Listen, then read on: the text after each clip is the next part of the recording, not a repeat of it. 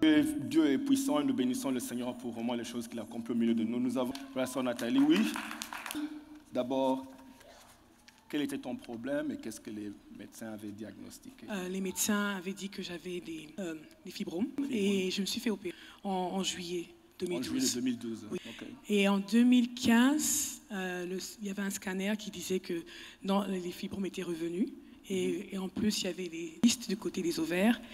Donc les fibromes sont revenus. Et puis, en plus des fibromes, on a découvert que tu avais des kystes, ovarian kystes. Oui. Ça, c'est en 2015. Ça, c'est en 2015. En novembre 2016, ils ont dit que j'avais maintenant des... Donc, il y avait des fibromes. Donc, fibromes, kystes, et quoi maintenant? Et il y avait des endométrioses. Ça cause la stérilité. Ah, oh, ok. Oui.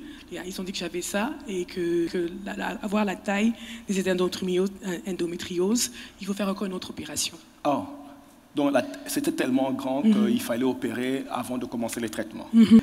Dis-moi, comment est-ce que ça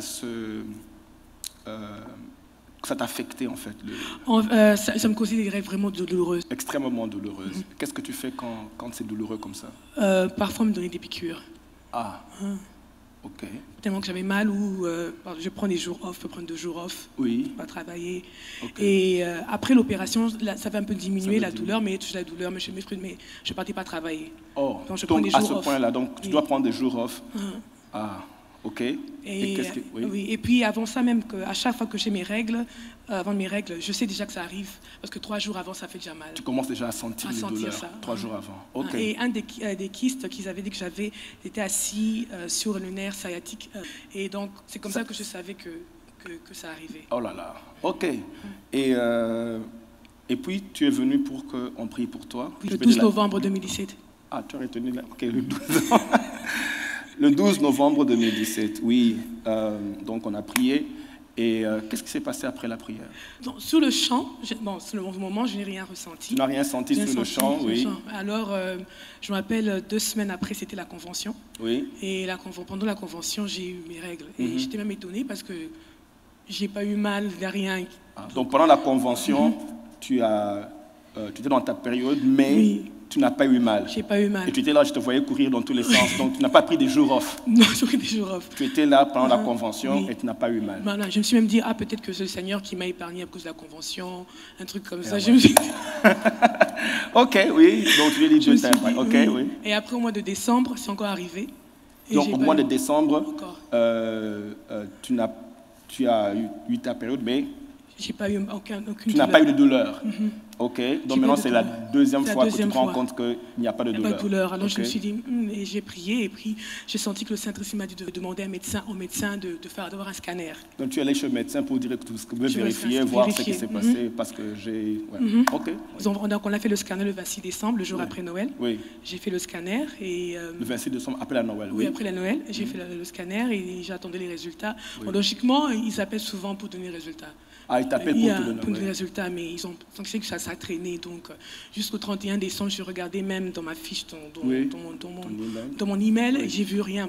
Même quand je regardais les résultats, c'était pas encore sorti. Oui. Alors, juste au 3 janvier, et 3 janvier, j'ai reçu un email disant que les résultats étaient là. Et quand j'ai lu les résultats, donc les résultats, le kyste n'était plus là. Est-ce qu'on peut mieux célébrer le Seigneur en poussant des cris de joie? Waouh! Bien aimé, vous imaginez d'abord, ça commence par les douleurs. Ça, c'est un témoignage puissant. Parce que vous imaginez les tourments d'abord. Pendant, je ne sais pas combien d'années, les tourments. Pendant 24 ans, les tourments. Ça, c'est parti. C'est-à-dire que si on commence même par là, on commence à danser déjà. 24 ans de tourments sont partis. Le kyste ovarien qu'on a découvert.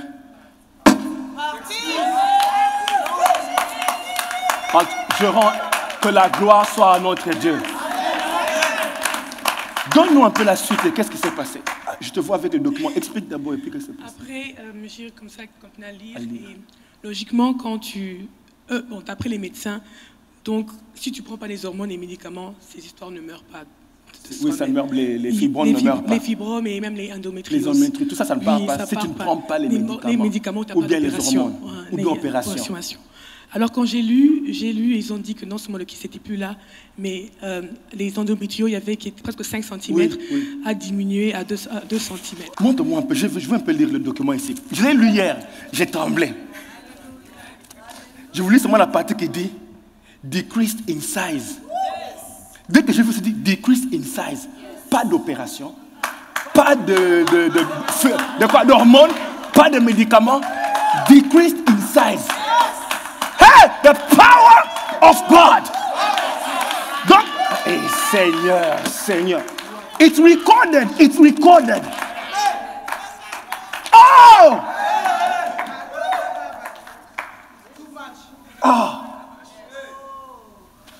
Genre de voir tous ceux qu'ils avaient qui se voient decreased in size. Tout est en train de decrease. Ils ont écrit c'est decrease.